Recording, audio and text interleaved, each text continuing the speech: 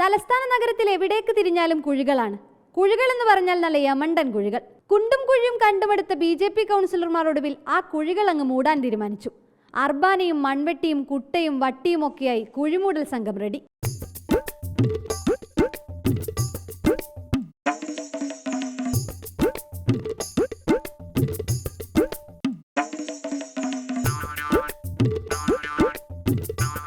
കണ്ണിൽ കണ്ടയിടത്തു നിന്നൊക്കെ മണ്ണെടുത്തു, ചിലർ തലയിൽ ചുമന്നു. പക്ഷേ കുഴിമൂടാനെത്തി പാതാളത്തിൽ വീണ സ്ഥിതിയിലായി BJP കൗൺസിലർമാർ.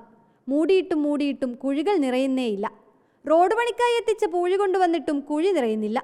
അതോടെ കണ്ണിൽ കണ്ട കമ്പും തടിയും വടിയും ഉൾപ്പെടെ കുഴിയിലേക്കിട്ടിട്ടും സംഗതി വൻ ടാസ്കായിപ്പോയി.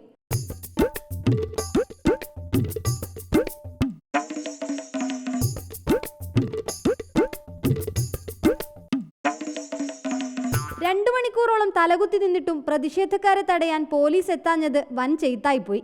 എങ്ങനെയെങ്കിലും ഒരു കുഴി മൂടി അതിലൂടെ BJP കൗൺസിലർമാർ വണ്ടിയും ഓടിച്ചു.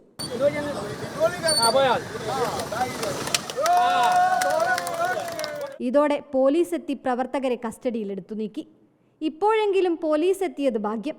ഇല്ലായിരുന്നെങ്കിൽ ഈ കുഴികളായ കുഴികളൊക്കെ മൂടി കൗൺസിലർമാർ ഒരു വഴിക്കായേനെ.